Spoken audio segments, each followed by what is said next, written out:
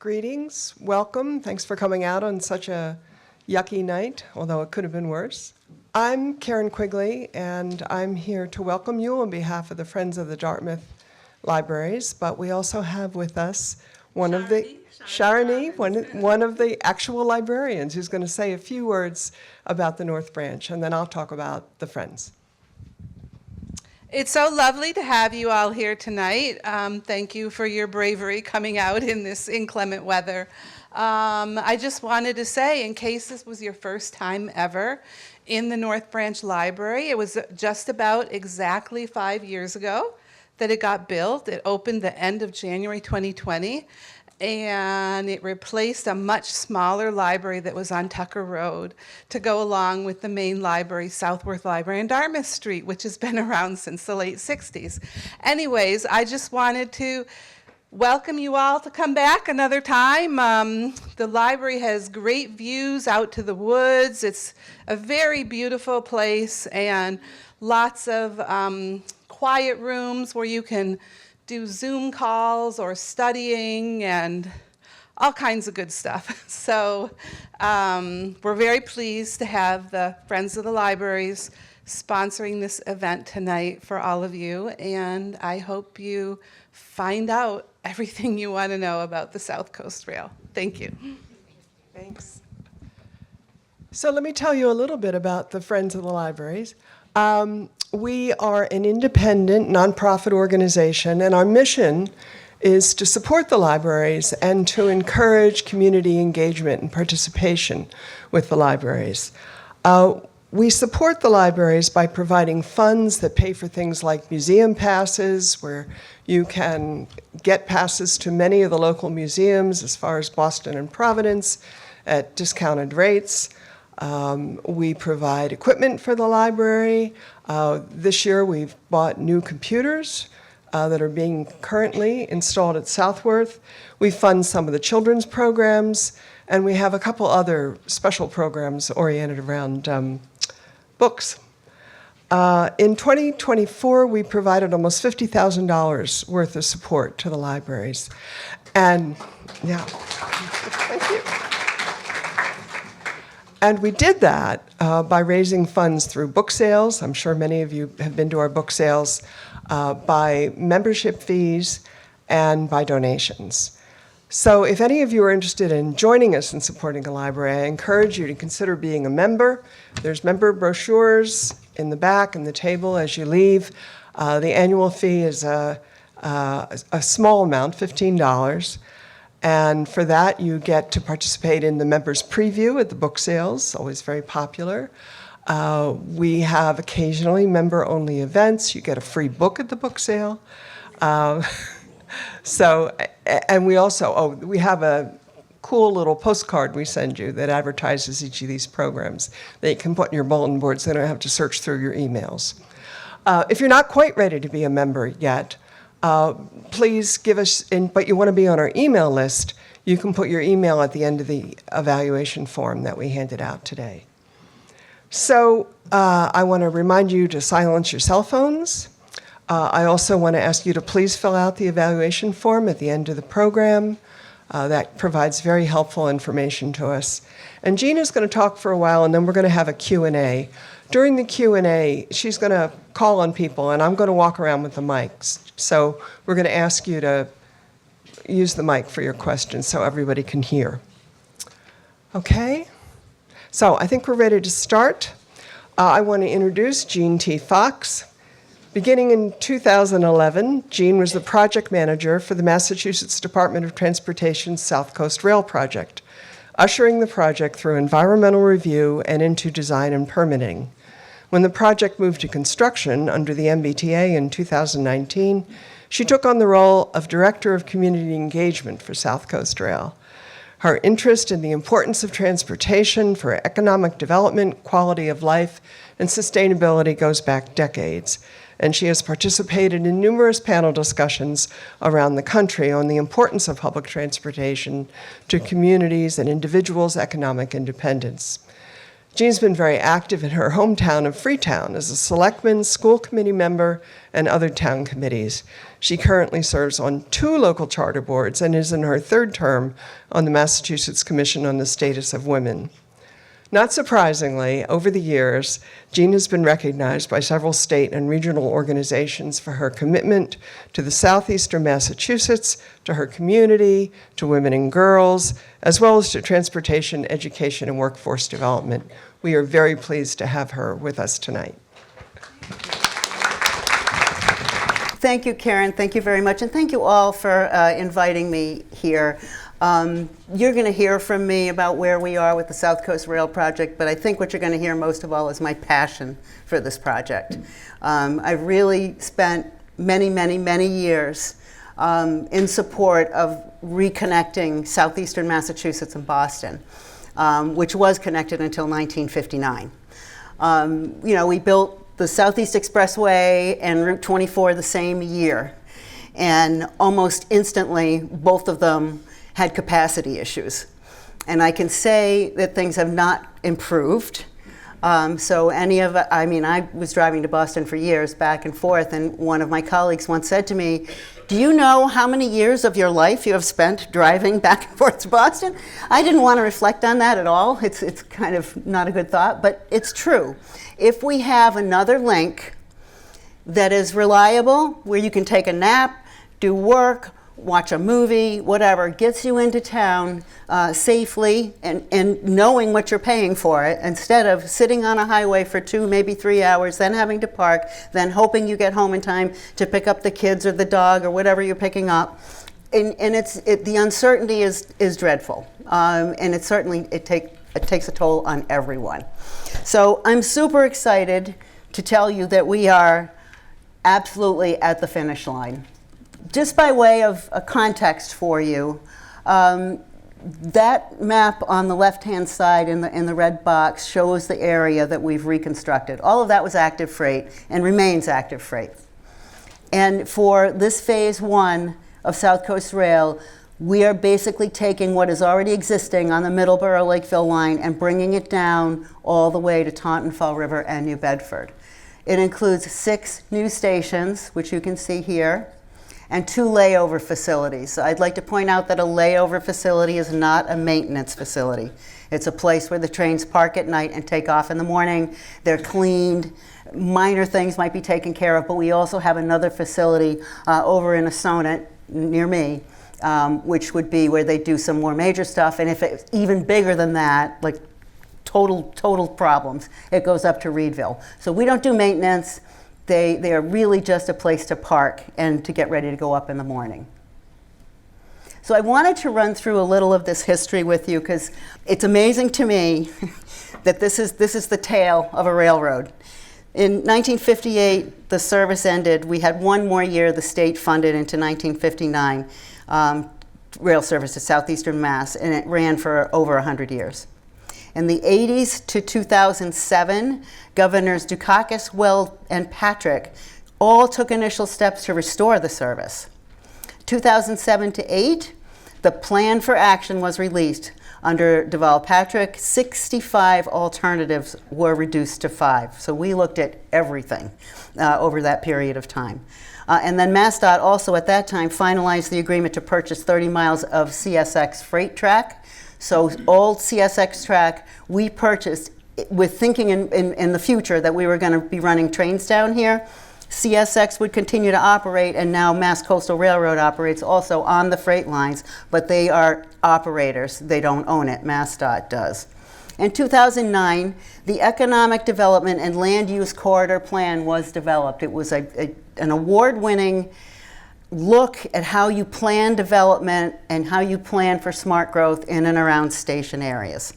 Then in 2010, we got Tiger funding, and it gave us the 3 rail bridges in New Bedford. That grant was obtained, and then we did it. It was, I can't remember the contractor, they're local. They did a really good job. They came in ahead of time and under budget. Then 11 to 13, MassDOT and the Army Corps of Engineers issued the draft and final environmental reports.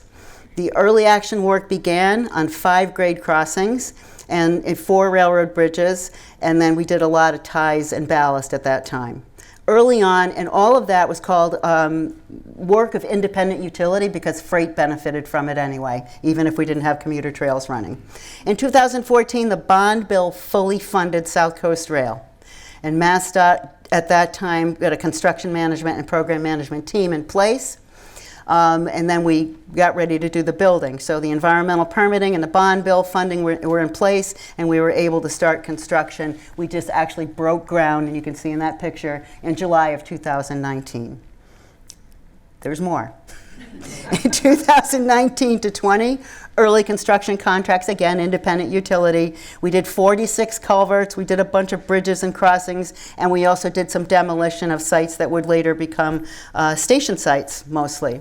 And then in 2020, the major construction really got underway with a major contractor, Skanska DW White, doing the Fall River line, and then the other contractor being, they called themselves South Coast Rail Constructors, but they were Middlesex and Tudor Perini, and they had the Middleborough secondary line, the New Bedford line, and all the signals.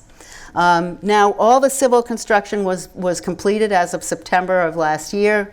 We began the testing at the end of the year, actually summer of the year, and this spring, the Fall River New Bedford service will begin. It won't be South Coast Rail, it's going to be called Fall River New Bedford Line.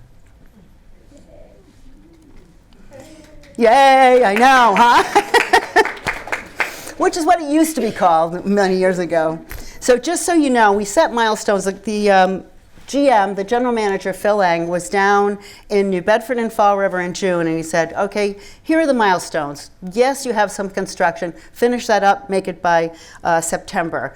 Then you need to do this testing. And testing, as I was telling Karen earlier, when we first started looking at putting this into a construction program, the testing that was required was not the extent it is currently. It's become more robust over the years, in other words. As we've had accidents with trains, the signal systems, the way the trains talk to each other, all of that now is much more enhanced, but it also has to be tested very, very thoroughly. And that's for safety and reliability. It's mandated by the federal government and by the MBTA. So we really were serious about doing this right.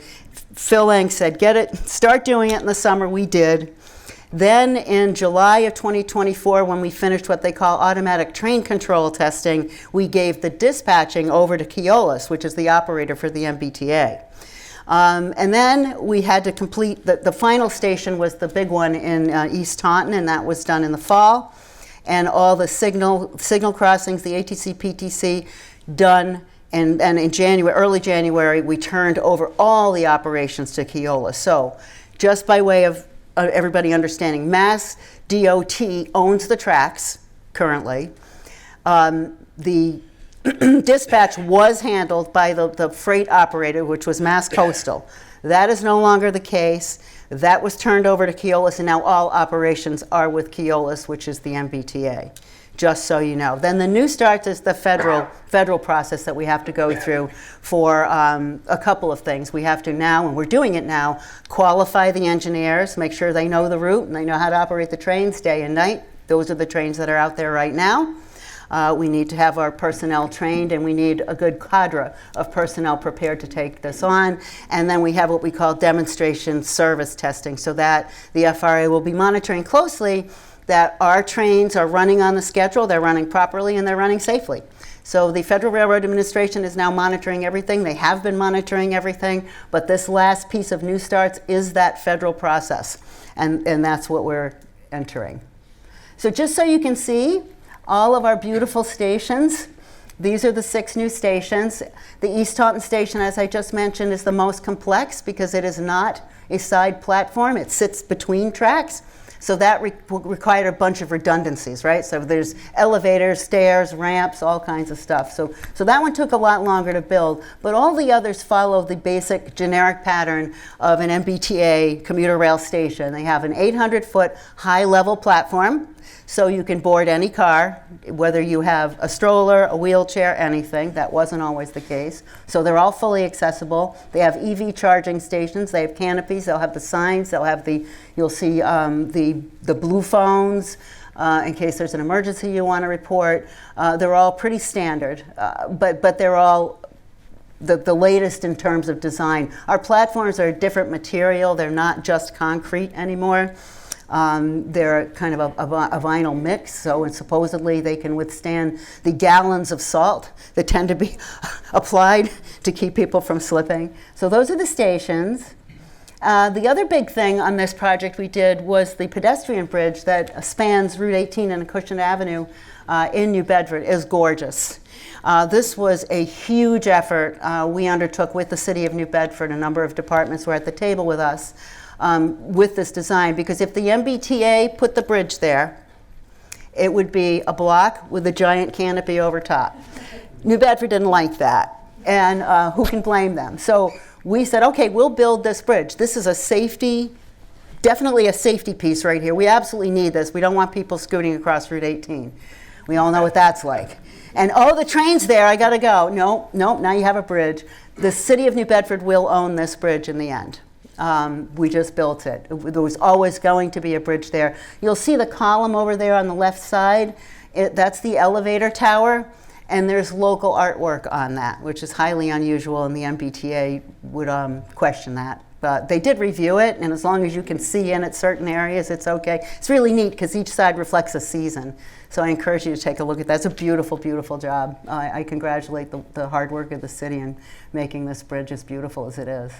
Oh, and the other obstruction, the old bridge, that's coming down probably next month. So I mentioned the automatic train control and the positive train control. The thing is that we really needed this. So now there's transponders, they talk to satellites, they talk to dispatch, they talk to it's all high tech now. I went into a signal house and I was amazed at all the stuff that's in there. You know, you think of tracks in a train, they just mosey along. There's a whole lot more to it now. So literally with the positive train control, if, for example, the engineer's cruising along and is unaware that maybe there's a construction zone in front of him, it signals to him he needs to slow down because there's a construction zone, and he somehow misses the message, or she misses the message, that the PTC takes over and it stops the train. They know speeds, they know where they are at all times. So, you know, I applaud that. I think it's wonderful.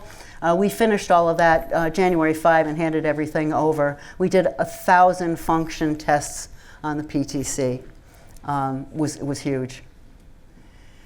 So this is a little bit on new starts. Again, I told you that FRA requires that we have the safety program, strict adherence to design and construction standards, which we have done and then some, and the safety certification process currently underway, and the train crews are currently being qualified. They're going to do inspections. They've been out on site many times. And again, they're going to be doing the demonstration service on a schedule to make sure we all land at South Station on time and we get out of South Station on time with the limited real estate there is up there.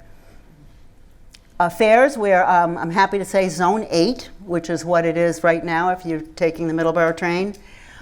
So that the current rate is $12.25 each way. The reduced fare is $6. So it's going all the way down. Both Fall River and New Bedford will all be Zone 8. And this is a draft schedule. So we initially started with 26 trips a day. We built 2 trips onto the existing Middleborough Lakeville service, which is 24 trips a day. We started with 26, but MBTA is going to be able to give us 32. And part of the way they're doing that is they're offering a train shuttle to the terminal cities of Fall River and New Bedford. So I'm at South Station and I want to go to New Bedford. The next train's a Fall River train. I can get on that train, go down to East Taunton Station, and there will be a shuttle that could take me to New Bedford. So I can take any train out of Boston. That makes it a 2-seat ride. Hopefully they sync the trains up properly. But that offers additional flexibility, and we are absolutely going to have a weekend service.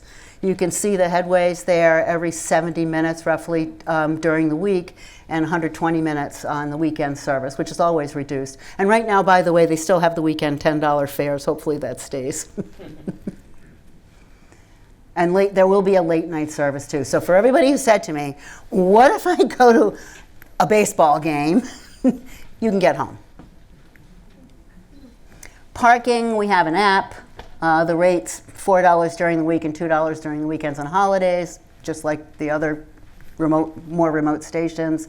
And then there are different ways you can do it. There's the pay by phone, pay by invoice. I will say that once we open, we'll have ambassadors at each station to help people negotiate all this stuff. And once you do it once, you're golden.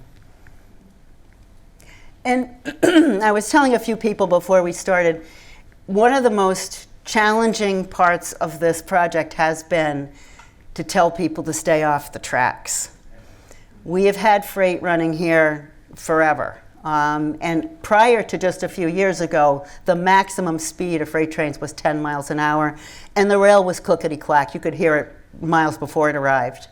And on the New Bedford line, it only ran Tuesday, Thursday. On the Fall River line, it ran Monday, Wednesday. Up on the Middleborough, it is every day, but only twice a day. So people would walk the dog. They would use it as a shortcut or even a sidewalk.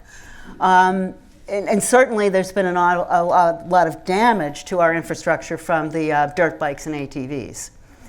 So trespassing has remained a problem. We've had a lot of people out there to make sure people don't go on the tracks. I've been in a lot of schools and we continue to do that messaging. It's besides being illegal, it's just really dangerous. And with this new rail, which is continuously welded rail, you can't really tell the direction the train is coming, and you may not hear it until it's too late. The other caveat I want to tell people is, see that train up there on the top and the gate arm is down and the lights are flashing. People still try to go around the gates. There was the fire truck in Florida. Did you guys see that on the news? Are you kidding me? Don't do that. Please don't do that. These trains can go up to 80 miles an hour. They're not going to stop. It takes, if it's only going 55 miles an hour, it takes a mile for that train to stop. And clearly, it can't turn. So I just want people to be aware, if you know somebody who likes to walk their dog on the railroad tracks, please tell them don't. It's just no longer going to be safe. So we've got this great gift of this link, but we want to keep people safe too. So it's been what I've been doing an awful lot of. Don't walk near the tracks. Yeah, they're private. I don't really care about that. I just don't want people on because it's dangerous. And then the other thing I wanted to point out is this. That may look like a large sign. It's not. It's not very big at all. But I've already had people call me, hey, the signal at such and such an grade crossing is not functioning properly. And I have to tell them, well, you need to call the number on that sign. That's called an emergency notification sign. It's always blue. It's at every grade crossing.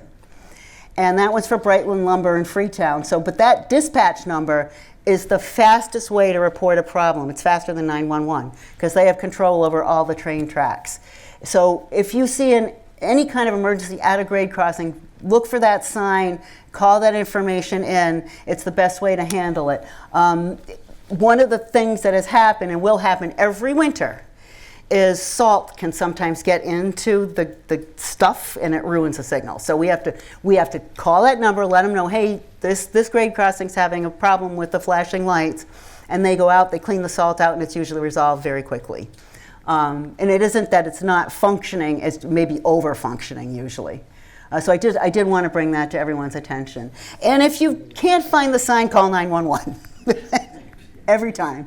So with that, Karen's going to walk around with the microphone and we'll entertain questions from anyone who has any. And if I can answer them, I will. There's one. Could you just tell us where the station is in New Bedford? Sure, there's two.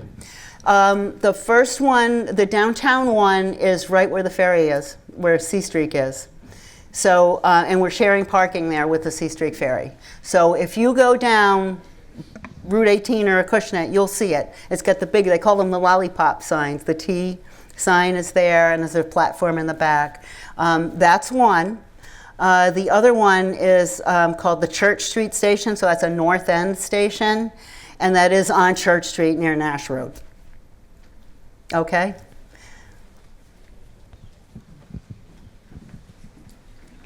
You and then you. Yeah, I wanted to know about the ticket situation. If the last time I inquired, I was in Middleborough, and you had the stations like you showed. They didn't have a ticket booth there. No. And the only way you could get the ticket was on the train. You got no discount at all. You had to get the discount when you went to the station at South Station. Is that going to change? Or, Well, and what do you do if you don't have a smartphone? Well, yeah, no, that is a problem. I think because they do rely on the app for people to do that, and there aren't going to be ticket booths at every station. They're easily vandalized, is the big problem with that. The conductor can give you Yes. but they won't let them. No, the conductor should be able to give you it. I'm going to bring that one back. Thank you for telling me that. Yes. Oh, wait, we need a microphone. Any anticipated start date? Oh, you knew that was coming. So we went through the milestones, and we've done very, very well. And if you stay tuned, this coming Monday will probably be some discussion at a higher level on that. We had anticipated May. I'll definitely tell you it's this spring.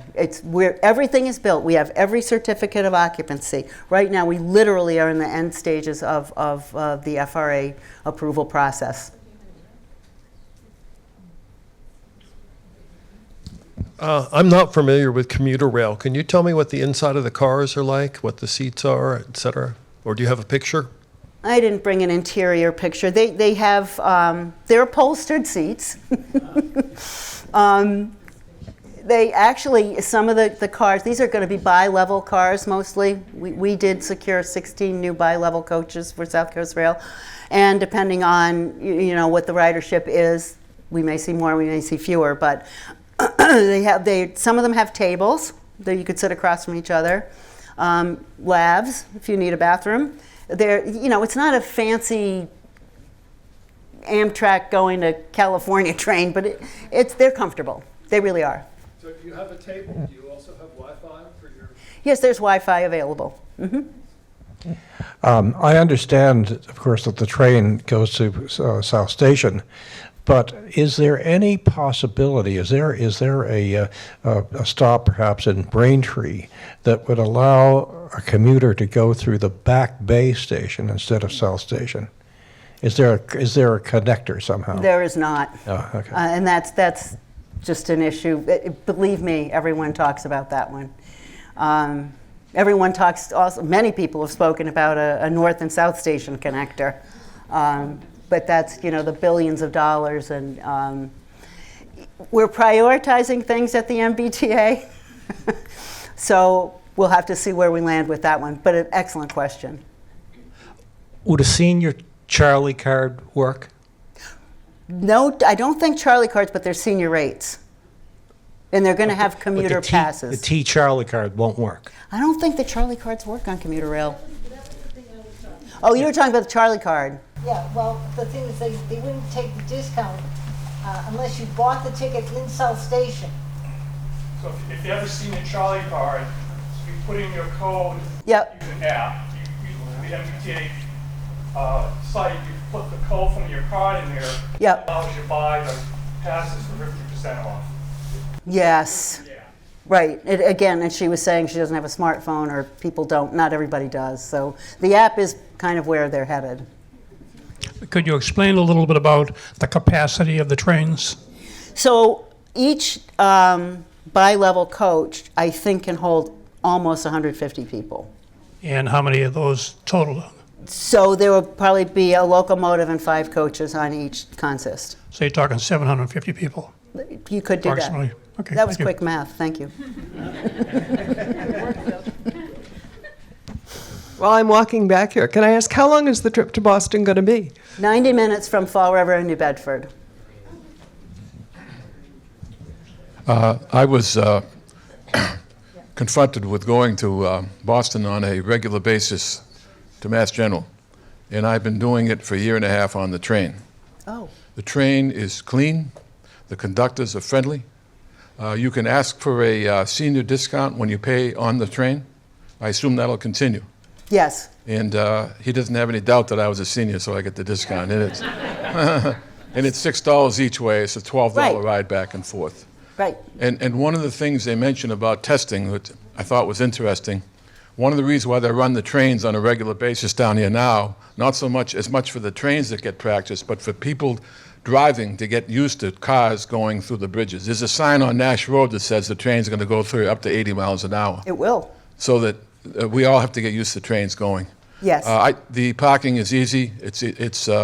I take naps, I read. I can't say enough about how good it is, and I hope that people can take advantage because it made a regular basis ride for me a pleasure to do, and I've had 2 issues. I took an Uber once because it was a major issue, but of all the rides I've taken, it's been very reliable, and I'm told it's much more reliable in the commuter rail than it is on the MBTA in the city.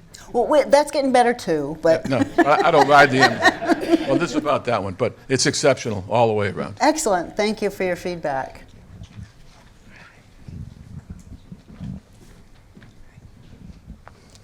Hey, lady. Hey, how are you? Good. Will there be many job opportunities for younger people? Not too many of us here. Right. Yeah, no, I'm actually trying to get a job fair together. I'm working with the MBTA and Keolis. So having the train here, I mean, you could take an MBTA job in Boston, for example, or you might want to work on the train with the Keolis staff. So I'm trying to do that. Stay tuned. That'll be on our website if I get it up there. It's been a little bit more of a challenge than I anticipated, but I do think that we need to see a lot of our people be part of this process. And I'm happy to say that all the contractors that worked on the construction did hire an awful lot of local people. That was actually refreshing. But of course, they have to move on to the next job. This could be something with more tenure. Thanks, Jean. You're welcome. Why don't you go ahead? So I'm looking at the Whale's Tooth parking lot, and I'm looking north. Yes. The station is right north of the Whale's Tooth parking lot in that same on that same property, right? It's east of it. East of it. So it's across the tracks from the Whale's Tooth parking lot? Yes. Okay. It's at the northeast corner. That's right. Northeast corner It's of at the Whale's northeast Tooth corner. parking lot? Yeah, you're not crossing the tracks to get to them. No, right? No. Okay. Good. Okay, thank you. No, but that was a reasonable question too. You cannot touch the tracks. The ticketing you were talking about, is the Charlie card different or are they one and the same? So I have to apologize. I have to get more clarification on that. Because I've only ever done the tickets. I did the Charlie card for the subway. And I know that they're actually phasing that out for subway and they're doing tap to pay like they do in the rest of the world. Thank God. One less thing to carry. You just tap your phone, you're in. So I know we're actually, that was, what do they call that? MBTA Fair 2.0. So we're still working on how we're going to do some of these things, but stay tuned on that one too. I think that you're going to see more change in how they collect fares. The Charlie card is not usable on the train. On the commuter rail, I do not it's think not. so. Yeah. Buses and subway. The conductor will give you the discount. And that's important.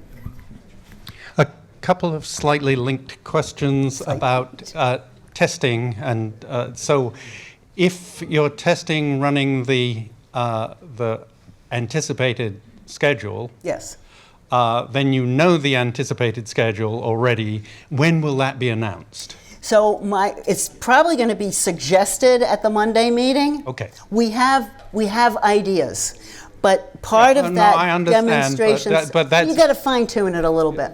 I understand, but we're likely to find out roughly what it will be very soon. Yes. Yes. And the other thing is, of course, there have been some changes at the federal level. Yes, I'm aware. Is there any likelihood of any impact to certifications, approvals, all the red tape that the feds have to sign off on before you can actually start doing your jobs? So actually, we've circulated that question internally, and I've been assured that we have nothing to worry about. We are not dealing with the secretariat level. And we have also had an ongoing and very positive relationship with our counterparts at FRA. But thank you for asking that. I know there's so many questions out there now about what's happening at the federal level. We feel confident that that's not going to be an issue for South Coast Rail. I can add, at $6 a trip, clearly the fares are not paying for this investment. No. Talk a little bit about what portions of it paid for by which governments and. So it's public transportation, which is always subsidized. Every bus you get on, you pay a fare. That fare does not cover operating that bus, operating the place where the bus goes to bed at night, operating, paying for the drivers. Public transportation is a subsidized function. You do want to look at fare box recovery. And in terms of commuter rail, that would be our ridership. How many people are we getting on the trains every day? How often are they using it? You look at that and you figure out what your fare box recovery is. And you may tweak schedules based on that. For example, if you're not getting full trains at peak period times coming out of one city or the other, they may look at that and examine that. But it's never expected to cover the full investment. Well, but how much is federal, how much is state? Oh, this is all state funding.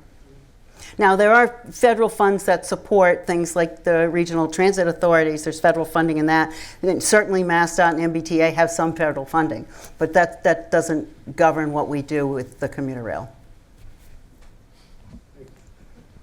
Okay. Hi, will the reduced rates pertain to children and persons with disabilities?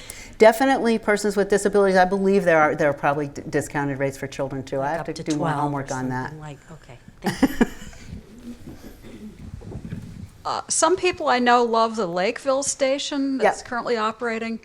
I didn't see it on the map of the route. How does this proposal compare with driving to Lakeville, time-wise and price? So from here to get to the Lakeville station? Yeah. I don't know, from my house in Asona, it used to take me 25 minutes. And if I got behind a dump truck, I missed the train.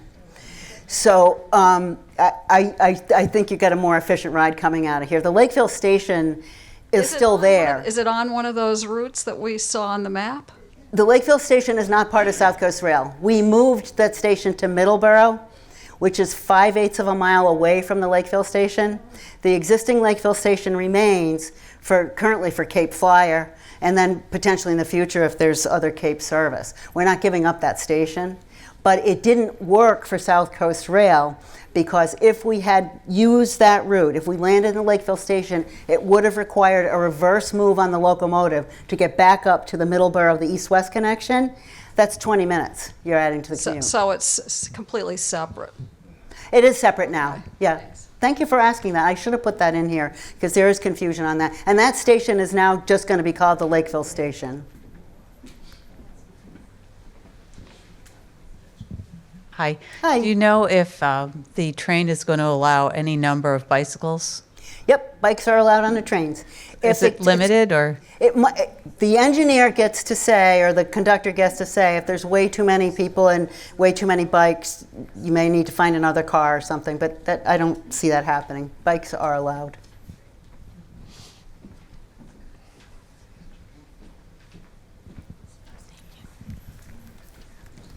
Will all the trains be local, or will there be express trains? No express service is envisioned at this time, and that is because of geographical constraints. So there are 13 platforms at South Station, and we have to fit in when we fit in. I do know there's been talk of potentially seeing if we could do a train that goes from, for example, New Bedford to Bridgewater and then right up to JFK UMass, but they haven't put that together yet. It's difficult to do the schedule and to still get everybody in and out of the city. I would love that too. We need more tracks, and we don't have real estate for that either because we have so many wetlands, so there's challenges for that. Yes, sir. A question relating to tracks. I know there's a bottleneck around Braintree because it's single track. Now, I've heard there's talk of expanding that to 2 tracks when they... Yeah, there's talk of it. Let me put it that way. Has its own environmental challenges. That pinch point affects 3 lines. Yeah. So, no, you're absolutely right. So if we could get another track in there, that would ease up a lot of our commuter rail traffic. And we're finding people really want to ride the train. They don't want to get stuck behind another train. So, but keep that thought. They're talking about it.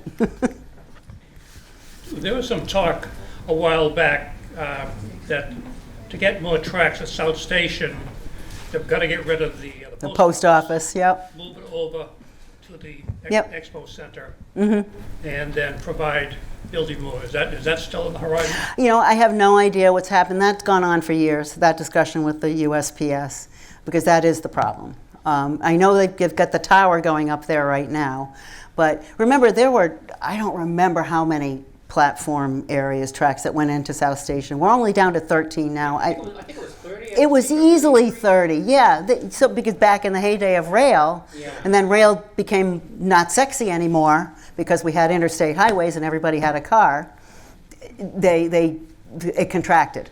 And now we're finding that it's a real juggling match to get all the trains in and out promptly. But they are pretty good at it. Just a quick question. What is the name of the app? Oh. I probably have it. If you go to MBTA, let me see if I can find. I think I have it. Is that what it is? M-Ticket. M-Ticket. Yep. There it is. I don't remember the names of apps. I just know I know what the icon looks like. Last call. Any more questions? There's one over here, Karen. Okay. Will CSX freight have priority? Oh, I'm glad you asked about that. So freight also has an opportunity to blossom and grow, right? Gets fewer trucks on the road. They can carry more product farther and more efficiently. What happens is commuter rail will always trump freight. But what we have done is in several areas we've created what they call sidings. So the freight train, if they're out there, will be directed to pull off till the commuter rail can proceed through. But there were other commuter rails that suffered because CXX had priority over the rail. Not that I know of. No? Okay. No. Commuter rail always trumps freight. Oh, is there? I'm unaware. It's required to give way. Yes, they are. Oh, surprise. Yeah, I know. Yeah, no, CSX, we have got a really great relationship because they're local with Mass Coastal Railroad. They've been wonderful with us. We've worked with them. They've provided flaggers for us. They've worked around our schedule. We've worked around theirs. We've had really good relationships. CSX is not local, and they only operate on that Middleborough line the 5 days a week. Don't you control the signals? Yeah, in theory, Keolis does, yeah, in theory, but sometimes you have friendly neighbors and sometimes less friendly neighbors. This Yes, is I'm sorry. Oh, I have the microphone. Okay, Kate has the microphone, so don't even, she's got it. This might be a silly question, but is there any, are there any snacks to buy available on the train? No, Okay. because they don't like cleaning up. But just stash a granola bar in your purse, Kate. I think there was a, yes, thank you. Here.